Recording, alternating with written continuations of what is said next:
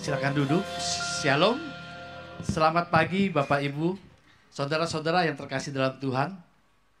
Bapak Ibu, sebagai orang-orang percaya, sebagai umat Kristen, ada satu hal yang paling penting dan paling mendasar di dalam mengenali diri kita sendiri sebagai orang-orang percaya, yaitu bahwa kita adalah orang-orang yang sebenarnya sudah dipilih oleh Allah bahkan sebelum dunia dijadikan. Dan kemudian kita juga harus yakin bahwa kita sebagai orang-orang Kristen adalah orang-orang yang bukan hanya dipanggil, tetapi juga sudah dipilih dan juga sudah dipanggil secara khusus oleh Allah dan bahkan ditetapkan, saudara.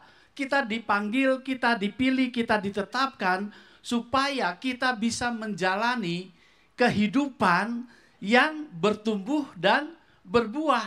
Itu adalah panggilan kita, saudara. Itu yang harus kita sadari, yang sungguh-sungguh harus kita ketahui bahwa sebenarnya kita ini adalah orang-orang yang berbeda dari orang-orang yang ada di dunia ini. Itu sebabnya Yesus ketika dia berkhotbah tentang perumpamaan pokok anggur yang dicatat dalam Yohanes pasal 15, Yesus menegaskan bahwa setiap orang yang ingin bertumbuh dan berbuah bagi nama Tuhan, maka tidak ada jalan lain, ya, tidak ada cara yang lain selain membiarkan Yesus tinggal di dalamnya dan firman-Nya tinggal di dalam kita. Topik ini, saudara, yang ingin kita pelajari pada pagi hari ini, bagaimana seharusnya kita hidup sesuai dengan panggilannya. Memang saya percaya setiap orang yang memiliki Kristus di dalamnya pasti punya kerinduan untuk selalu hidup sesuai dengan firman-Nya. Betul, saudara? Kita punya kerinduan untuk selalu hidup menyukakan hati Bapa. Kita mau selalu hidup di dalam ketaatan. Kita mau selalu hidup mengikuti perintah-perintahnya. Tetapi yang seringkali menjadi persoalan kan sepertinya lebih mudah dikatakan daripada dilakukan, ya saudara ya. Untuk menjadi seorang Kristen yang baik, kayaknya sepertinya cuman bisa diucapkan, tapi ketika dijalani, saudara, akan banyak tantangan, banyak rintangan, bahkan ancaman, saudara. Yang seringkali semuanya ini bisa mematikan kerinduan kita untuk melakukan sesuai dengan perintah Tuhan. Ya, ancaman, tantangan, rintangan ini seringkali justru melemahkan kerinduan kita untuk hidup selalu berdasarkan firman Tuhan. Ya, jadi inilah, saudara, tema kita pagi hari ini, yaitu hidup sepadan panggilan sorgawi. Bagaimana kita mewujudkan kerinduan ini untuk senantiasa hidup menurut kesukaan Allah. Firman Tuhan akan diambil lewat Mazmur 119. Mazmur 119 ayatnya yang ke-33 sampai 40. Mazmur 119 ayat 33 sampai 40. Demikian firman Tuhan. Perlihatkanlah kepadaku ya Tuhan petunjuk ketetapan-ketetapanmu. Aku hendak memegangnya sampai saat terakhir. Buatlah aku mengerti, maka aku akan memegang Tauratmu. Aku hendak memeliharanya dengan segenap hati. Biarlah aku hidup menurut petunjuk perintah-perintahmu, sebab aku menyukainya. Condongkanlah hatiku kepada peringatan-peringatanmu, dan jangan kepada laba. Lalukanlah mataku daripada melihat hal yang hampa. Hidupkanlah aku dengan jalan-jalan yang kau tunjukkan.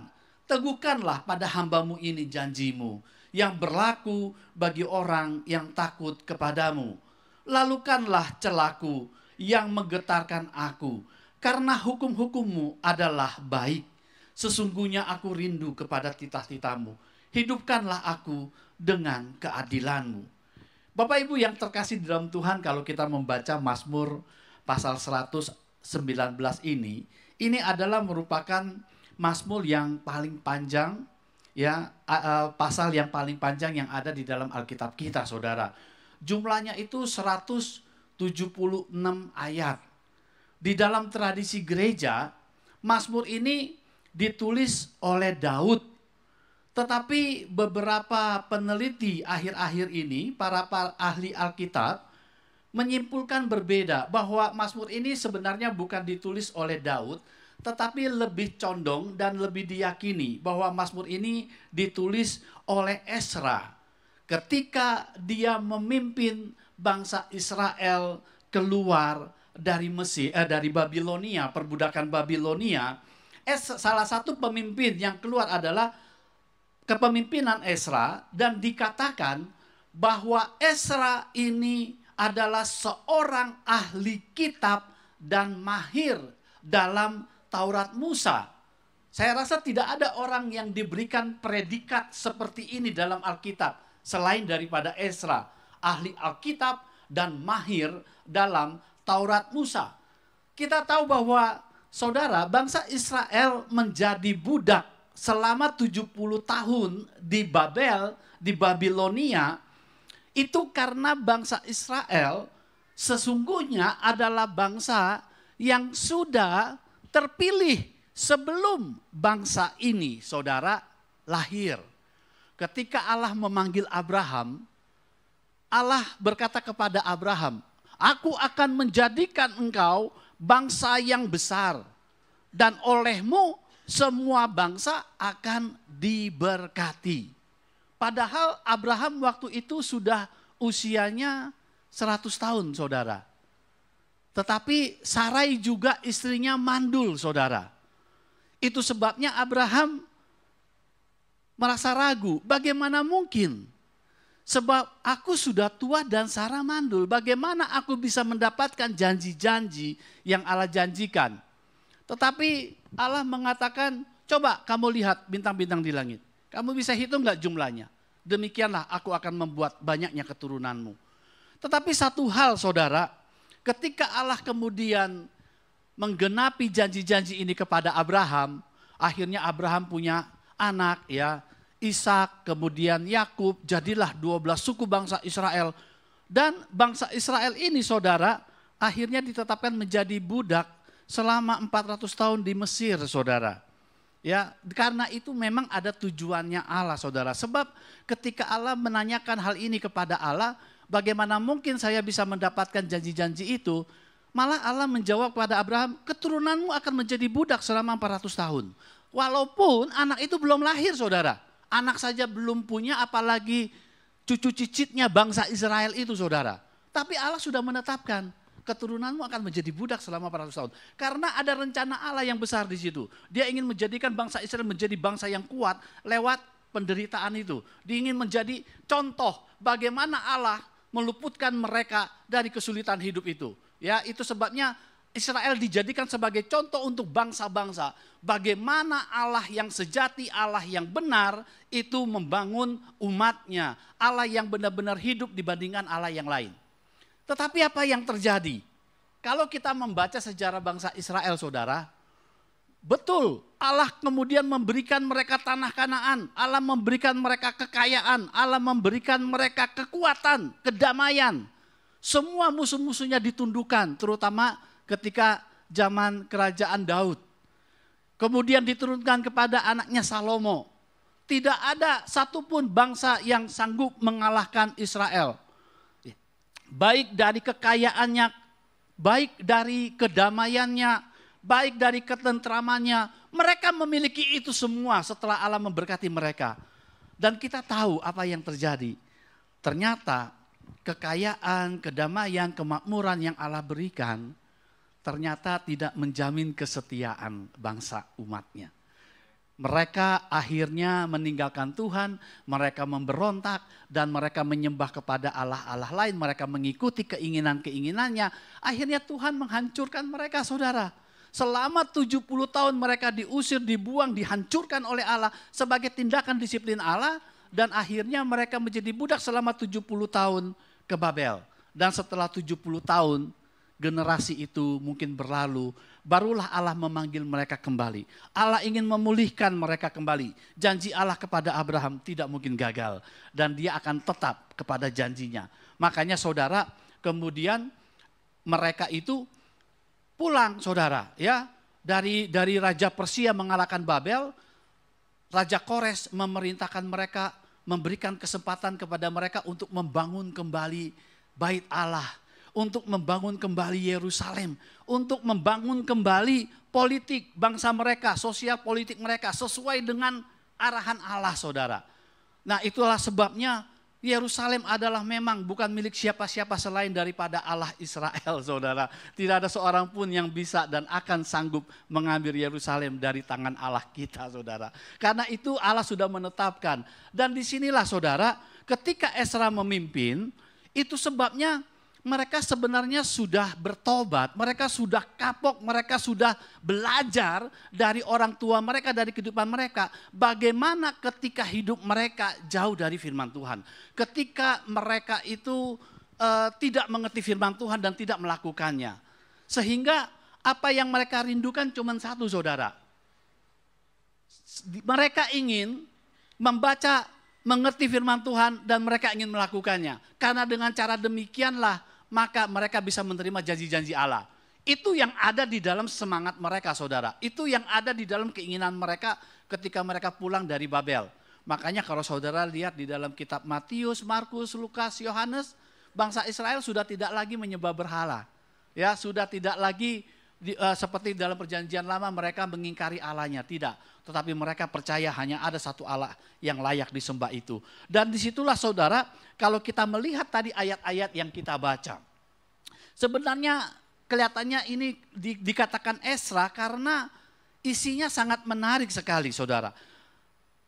Pasal 119 ini ditulis oleh penulisnya itu disusun berdasarkan abjad bahasa Ibrani. Jadi kalau dalam bahasa Indonesia kan dari A sampai Z gitu ya. Tapi kalau dalam bahasa Ibrani ini dari Alef sampai Taf. Artinya kalau abjad Indonesia ada 26 ya, dari A sampai Z gitu. Tapi kalau Ibrani dari ada 22 abjad, saudara. Dan setiap susunannya itu berdasarkan dimulai dari huruf urutannya seperti A, B, C, D begitu. Dan masing-masing dari 176 ayat ini dibagi 22 abjad, maka jumlahnya setiap bagian 8 ayat. Itulah sebabnya kita membaca 8 ayat karena itu memang menjadi bagian yang utuh ya. Jadi bagian utuhnya, saudara. Dan selalu kalau saudara membaca ayat firman Tuhan ini di dalam pasal 119, 176 ayat, saudara. Hampir semua, setiap kalimat itu pasti ada kata-kata firman Tuhannya. Setiap kalimat pasti ada kata-kata Taurat Tuhan. Ya, hanya ada 3 kalimat yang tidak ada karena itu sedang sebagai pembukaan untuk menjelaskan betapa pentingnya firman Tuhan. Jadi setiap kalimat pasti ada firman Tuhannya, saudara. Menggunakan istilah yang berbeda-beda. Kadang-kadang menggunakan istilah Tauratmu. Kadang-kadang menggunakan istilah peringatan-peringatanmu. Menggunakan jalan-jalanmu, titah-titahmu, ketetapanmu, perintahmu, peraturanmu, janjimu, perkataanmu. Itu semua berbicara tentang firman Tuhan, saudara. Setiap kalimat pasti ada. Ya, dan itulah yang sebenarnya menjadi fokus di dalam pasal 119 ini. Makanya kita sering mengenal satu firman yang terkenal itu ya, yang di dalam 119 itu yang ayat 105, saudara. Ingat ya, saudara ya. Ingat nggak, saudara? Nggak ingat nomornya tapi ingat firmannya. Firmanmu pelita bagi kakiku, terang bagi jalan-jalanku. Ya, jadi itulah, saudara. Kalau kita melihat di sini ayat-ayat tadi dibagi menjadi 3 bagian, saudara. Ya, kalau kita melihat di sini maka selalu kalimat ini diisi dengan kalimat perintah sebenarnya, saudara ya. Berisi kalimat perintah, tetapi karena di dalam bahasa di dalam tulisan-tulisan puisi, tulisan-tulisan nyanyian, biasanya kalimat-kalimat perintah itu diganti menjadi permohonan. Ya, permohonan-permohonan, sebab nggak sopan kan perintah-perintah Tuhan ya. Jadi sebenarnya ditulisnya dalam bentuk perintah, saudara. Tetapi kalau puisi kepada Tuhan, ya pujian, kan bukan perintah tapi lebih kepada permohonan. Makanya ditulis dalam bentuk-bentuk permohonan.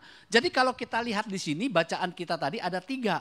Yang pertama itu bicara ungkapan perasaan pemazmur. Apa yang sebenarnya dia ingin yang dia rindukan, yang dia ingin miliki. Keluar dari isi dasar hatinya. Seperti apa yang dia mau dan dia panjatkan doa itu kepada Tuhan. Tetapi yang bagian kedua itu doa permohonan, tetapi bagian yang kedua ini berisi petisi. Jadi kalau petisi ini berbeda saudara. Kalau permohonan itu biasanya apa yang saya inginkan saya sampaikan kepada Tuhan. Tetapi kalau petisi biasanya saya berdoa kepada Tuhan untuk mengintervensi diri saya, untuk Tuhan bertindak terhadap diri saya supaya saya bisa sanggup mendapatkan permohonan saya. Begitu loh. Ya, itu petisi. Nah, di dalam Mazmur ini biasanya Mazmur itu pasti ada dua itu biasanya saudara. Permohonan dan kemudian petisi Tuhan untuk menolong supaya dia bisa mencapai tujuannya. Dan baru yang ketiga itu bicara janji atau komitmen untuk dia benar-benar mengikuti perintah Tuhan supaya janji-janji itu digenapi. Ya, jadi tiga hal ini kita lihat di sini saudara. Bagian yang pertama kita baca di sini ayat 33. Perlihatkanlah kepadaku ya Tuhan petunjuk ketetapanmu. Aku hendak memegangnya sampai akhir. Ya, jadi di situ saudara, perlihatkanlah kepadaku. Mungkin kata perlihatkan di sini karena orang dulu nggak punya Alkitab, saudara. Orang-orang kaya dulu itu nggak kayak kita, banyak Alkitab. Ya, di handphone, di mana-mana kita bisa temukan Alkitab. Tapi orang dulu itu nggak punya Alkitab, saudara. Alkitab itu masih dalam bentuk gulungan-gulungan dan hanya orang-orang tertentu yang punya Alkitab, saudara. Ya, nggak semua orang bisa baca Alkitab. Jadi kalau mereka ingin membaca Alkitab, mereka mau lihat dulu siapa yang punya Alkitabnya begitu ya. Dan orang-orang tertentu yang punya Alkitab ini biasanya dia memperlihatkan kitab-kitab itu dan membacakannya buat mereka. Ya, jadi itulah kira-kira zaman-zaman dulu sebelum ada alat cetak ditemukan, saudara.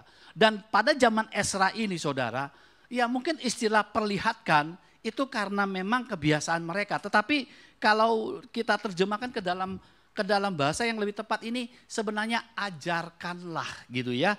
Ajarkanlah kepadaku ya Tuhan. Makanya kalau saudara membaca dalam teks-teks bahasa Inggris itu menggunakan istilah teach me gitu ya.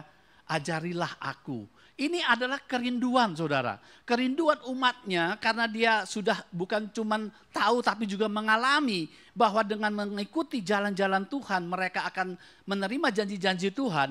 Maka mereka ingin ajarkan kepadaku petunjuk ketetapanmu. Dan di situ ya di situ dikatakan perlihatkan atau ajarkan buat aku mengerti. Ya, buat aku mengerti Tauratmu. Karena memperlihatkan di situ memang tujuannya supaya dia bisa membaca, supaya dia bisa mengerti saudara. Dan di sini dikatakan, maka aku akan memegang Tauratmu, aku hendak memeliharanya dengan segenap hati, biarlah aku hidup. Ya kalau di dalam teks aslinya, lead me in the path atau pimpin kami di jalan-jalan itu menurut petunjuk perintahmu. Sebab aku menyukainya. Ini adalah ungkapan perasaan daripada pemazmur ini saudara. Punya kerinduan, dia ingin mendengar firman Tuhan, dia ingin mengerti firman Tuhan, dan dia ingin menjalankan hidupnya di dalam kebenaran firman Tuhan ini. Ini kita bisa lihat dari tulisan-tulisannya ini saudara. Di situ dia dikatakan, aku akan memegang firman-Mu. Saudara, sesuatu yang kita pegang, biasanya kan sesuatu yang sangat berharga, betul enggak saudara? Kalau enggak berharga kita enggak mau pegang ya, kita cuekin aja ya saudara ya. Tapi kalau saudara bayangkan ada sesuatu, bisa anggaplah handphone kita saudara, itu kita pegangin terus saudara, jangan sampai hilang saudara. Kalau hilang kita cari. Jadi memegang di sini sebenarnya punya nuansa bahwa pemazmur ini benar-benar merasakan bahwa firman itu adalah sesuatu yang sebenarnya berharga. Yang sesuatu yang penting, yang harus sungguh-sungguh dijaga, jangan sampai lepas dan hilang. Sesuatu yang berharga, sesuatu yang penting, kalau tidak dijaga dan dia hilang, biasanya menimbulkan konsekuensi yang besar dan konsekuensi yang fatal. Dan itulah sebabnya Pemazmur mengatakan, perlihatkanlah, ajarkanlah firman-Mu dan aku akan memegangnya. Dan bukan cuma itu saja saudara. Di sini dikatakan pemazmur juga akan memeliharanya dengan segenap hati. Jadi dengan kata lain begini saudara, sesuatu yang penting itu bukan hanya cuma dipegang, dijaga, tetapi diharapkan yang penting itu juga bisa membuahkan hasil. Jadi perlu dipelihara, samalah saudara ya, kalau kita mendidik anak-anak kita, menjaga anak-anak kita. Tentunya kita bukan hanya melindungi anak-anak kita, betul enggak? Tetapi juga kita mau anak kita bertumbuh, betul kan? Kita juga mau memelihara anak kita bukan hanya sekedar bertumbuh, bukan hanya sekedar dia menjadi dewasa, tapi juga menjadi anak yang sukses, anak yang berbudi luhur, anak yang baik, betul enggak? Nah itu bukan hanya kita menjaga anak kita, tapi juga kita memelihara saudara. Supaya anak ini tidak salah jalan dan menjadi anak yang sesuai dengan tujuan kita. Ini sama saja seperti firman Tuhan. Pemazmur mengatakan bahwa firman Tuhan itu bukan hanya sebenarnya perlu dijaga, perlu terus dijaga sebagai sesuatu yang penting dan berharga. Jangan sampai hilang. Ya, tetapi juga firman Tuhan ini harus sungguh-sungguh dipelihara, harus sungguh-sungguh dikembangkan. Ya, makanya Tuhan Yesus mengatakan, barang siapa yang mendengar dan mengerti firman Tuhan, dia akan bertumbuh. Ada yang 30, ada yang 60, ada yang 100. Semakin saudara mengerti firman Tuhan, maka semakin bertumbuh lebih besar. Ya, itu sebabnya perlu dipelihara saudara. Dan yang menarik di sini dikatakan, ada satu yang di sini dikatakan, mengapa dia mau memegang, mengapa dia mau memelihara? Sebab aku menyukainya. Ini yang susah saudara. Banyak orang yang malas belajar firman Tuhan, ya, enggak suka belajar firman Tuhan, karena dia sebenarnya belum menyukai firman Tuhan saudara. Benar nggak saudara? Kenapa orang-orang bisa menyukai sesuatu saudara? Saudara kalau menyukai sesuatu itu apa alasannya saudara? Apa dibalik saudara suka sesuatu? Biasanya kan saudara, kalau kita menyukai sesuatu karena kita sudah mengenalnya saudara. Kita sudah mengerti, kita sudah paham betul apa yang akan kita sukai, betul enggak? Kalau hal itu tidak berguna, hal itu tidak berarti, pasti kita juga tidak akan menyukainya. Tapi kalau ini benar-benar berguna buat kita, bermanfaat buat kita, dan juga memberikan kita kesukaan, saya yakin saudara, otomatis kesukaan itu ada pada kita.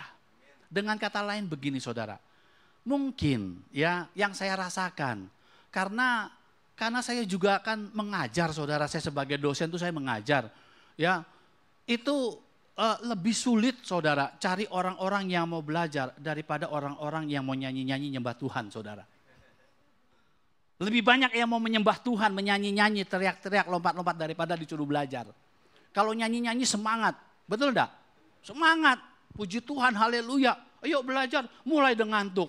Aduh, mulai godaan datang gitu, itu biasa saudara.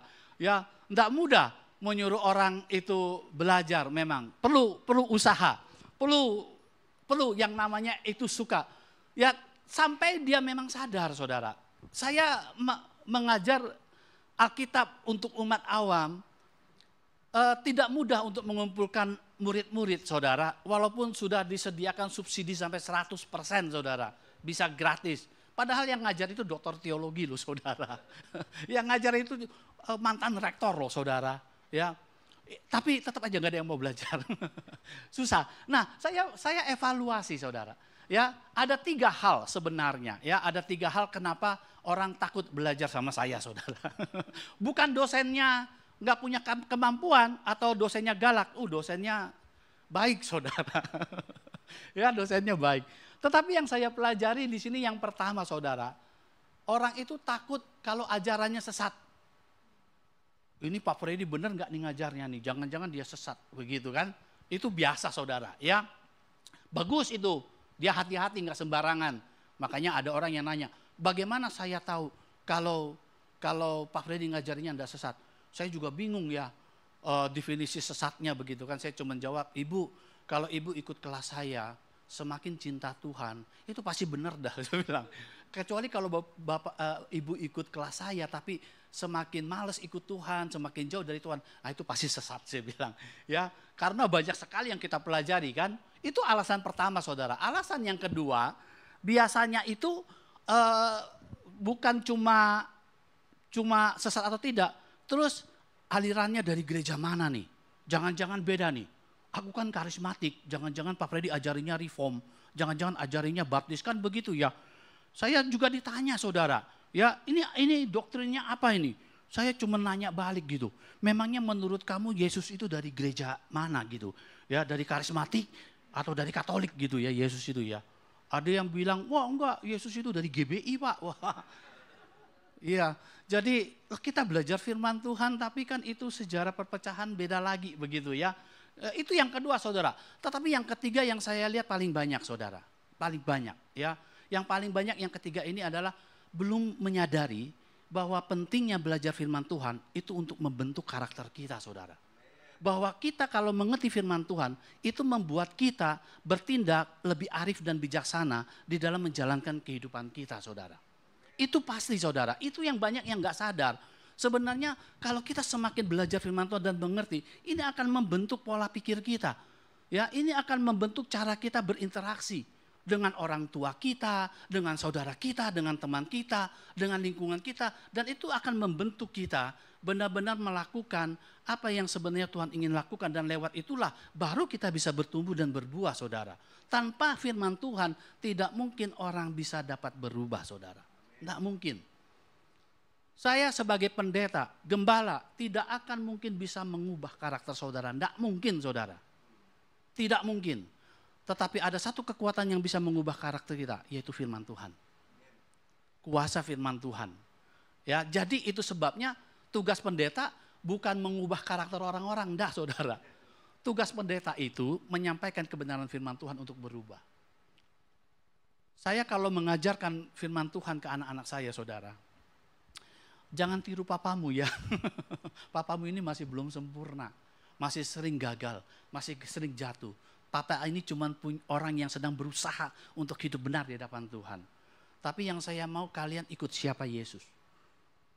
Tiru karakter Yesus. Dia yang harus kamu contoh begitu loh.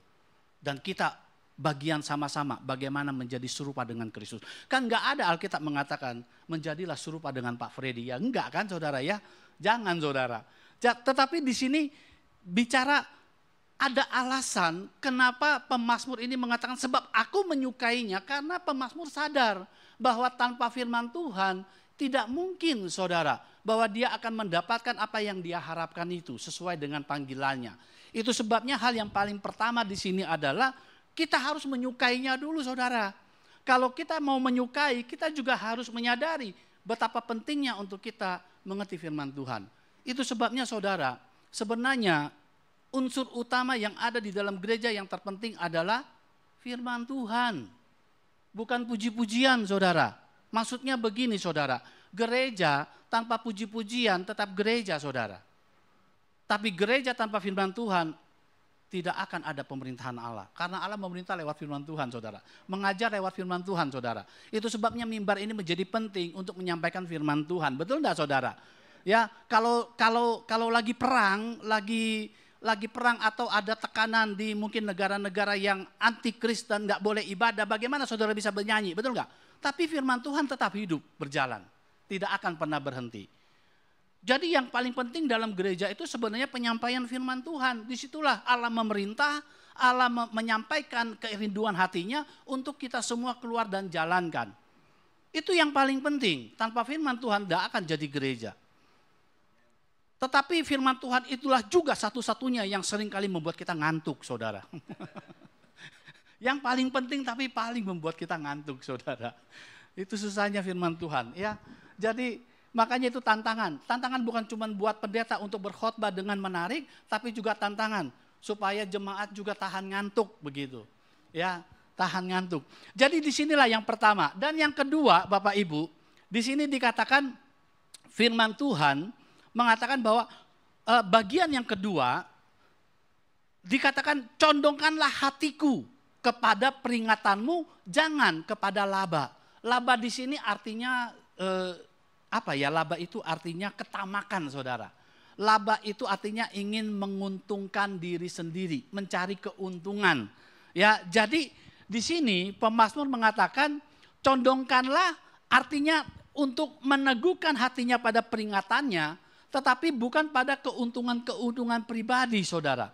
Di sini dikatakan lalukan mataku daripada melihat yang hampa. Hidupkanlah aku dengan jalan-jalan yang kau tunjukkan.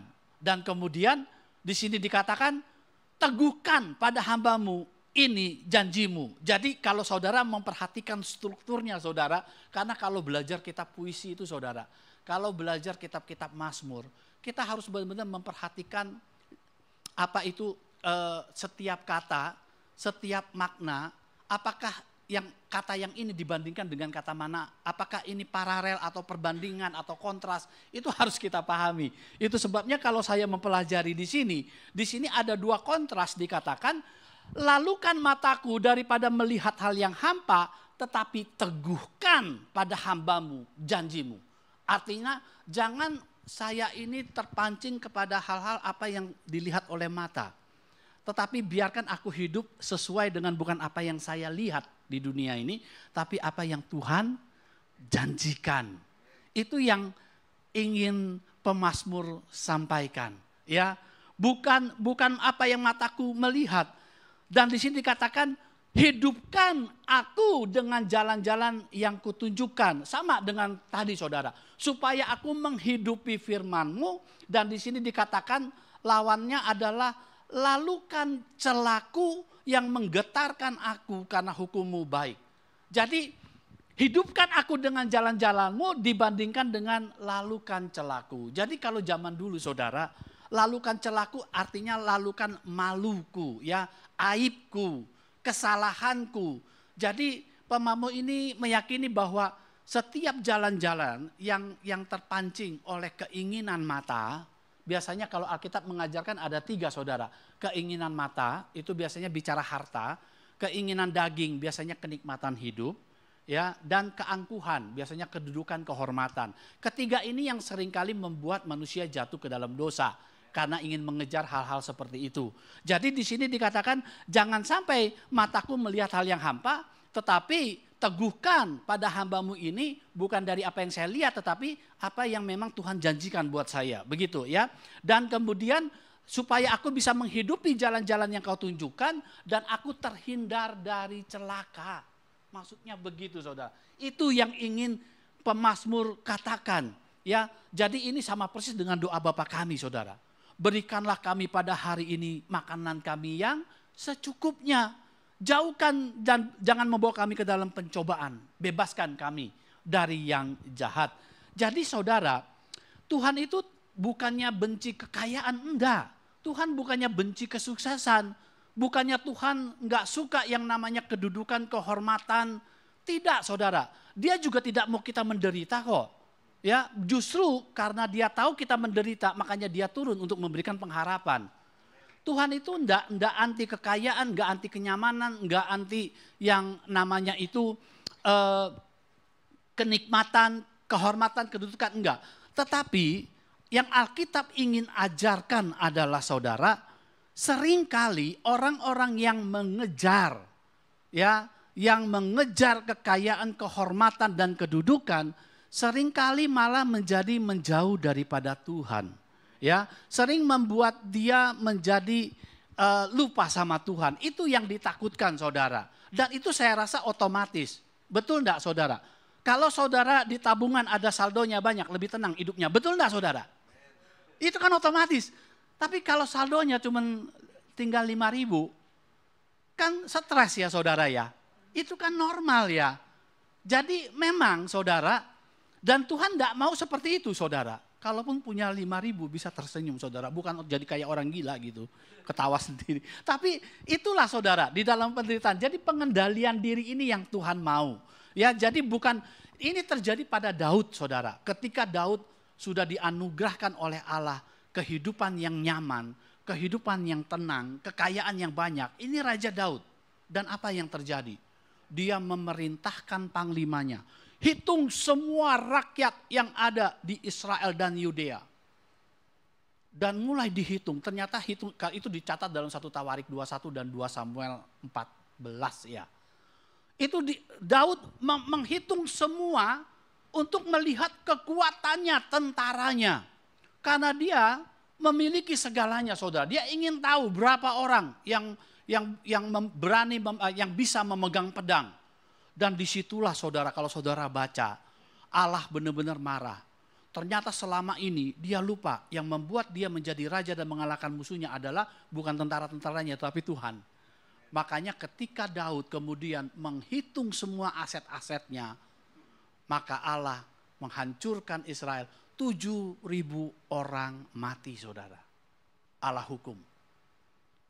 Walaupun sederhana, tetapi Daud mulai merasa bahwa dengan kekuatan inilah dia bisa hidup tenang. Dia lupa sebenarnya ketenangan itu hanya datangnya dari pelindungan Allahnya. Ya, itu terjadi dalam Alkitab. Jadi saudara, itulah kira-kira firman yang sedang kita pelajari ini. Dan terakhir bagian yang ketiga, itu berbicara karena dia sudah menyadari itu semua, maka bagian yang ketiga di ayat terakhir dikatakan begini, sesungguhnya aku rindu, ya, sesungguhnya aku rindu kepada titamu, hidupkanlah aku dengan keadilanmu. Ini adalah sebuah istilahnya trust. Ini adalah istilahnya sebuah komitmen, sebuah peneguhan bahwa karena dia sudah menyadari semuanya itu, maka satu-satunya cara adalah dia akan menaruh dirinya sendiri untuk melakukan apa yang dia sudah pahami itu. Sebenarnya firman ini sederhana, saudara. Sedang mengajarkan kita untuk selalu membaca firman Tuhan, merenungkan firman Tuhan, mengerti firman Tuhan, dan melakukannya, saudara. Ini adalah inti daripada penyampaian firman Tuhan ini. Jadi ada beberapa hal yang penting yang bisa kita pelajari dari ayat-ayat ini. Yang pertama, saudara, pentingnya untuk kita fokus menjalani kehidupan yang dituntun oleh firman Tuhan. Sebab tanpa firman Tuhan, saudara, kita akan kehilangan arah. Ya, firman Tuhan juga menjadi pelindungan kita.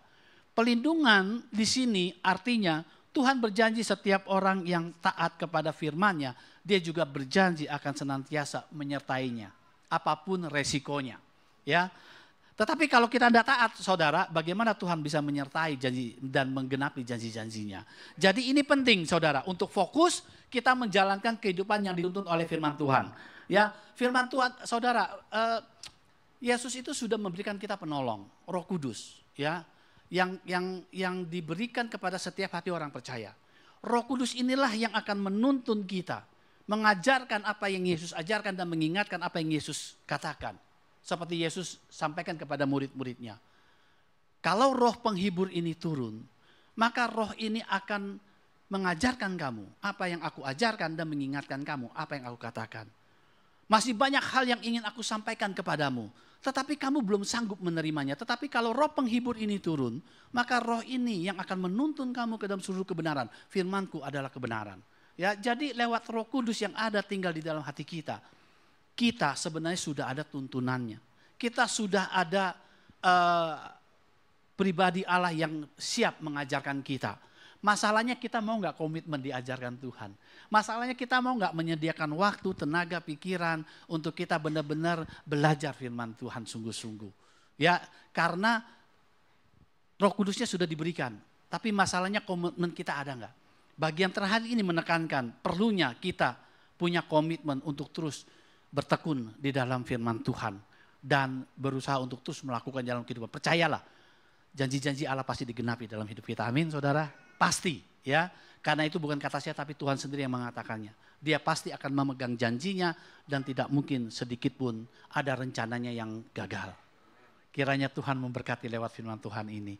Mari kita tutup mata kita berdoa.